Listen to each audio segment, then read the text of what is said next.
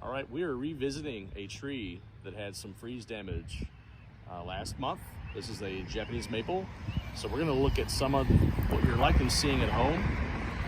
You're gonna see lots of dead tissue that was frozen off during the April and May freezes like this.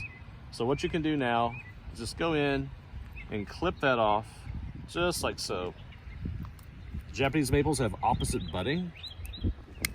So you're often going to find buds that will be emerging on either side of a branch where it has died back.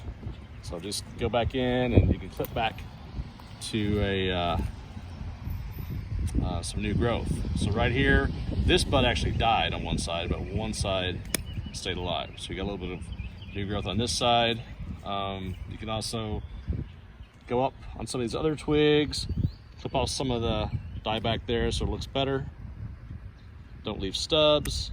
Cut back just above where the branch died. And so you're going to see that in lots of spots on these trees where the tissue died off. You can clip that off. Kind of clean it up. Looking over here, here's another little part of a tree, where it had some dieback. So this died all the way back down to here. So just clip it just above those little side buds there. You don't want to do this. You don't want to leave little stubs like that. You want to clip just above where there's new growth, just like that. So that's how you prune a Japanese maple's freeze damage. So we are revisiting a crepe myrtle that we were looking at a few weeks ago. They are always very slow to bud back out in the spring. Many of you thought your crepe myrtles were dying or dead this year, but the good news is that most are coming back out. This bush has some areas we want to clip out. So to get your crepe myrtle looking good again for the season, we're going to go in and do some pruning.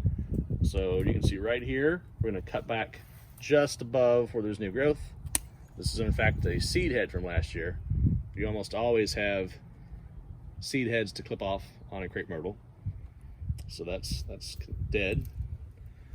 Look, you can look right here and see that you got some new growth coming out just below this seed head as well. We're going to cut it just above that. So further down, that's some more dead wood. I'm going to cut just above the new growth, just like that, as our gate closes. A little breezy today. So you'll notice on this branch there's two different stems kind of growing out. We want this to kind of head out this way more than over there and crowd the shrub up. So we're going to cut this side branch here off to help direct the growth out on the shrub.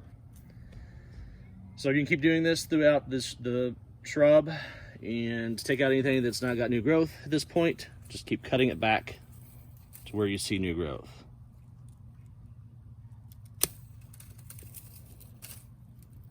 That's a little bit too much of a stub. We want to take that down a little bit further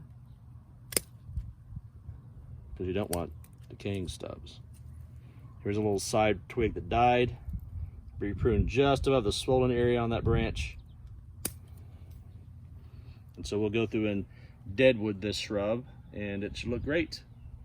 So thanks again for watching. Be sure to subscribe and like the channel.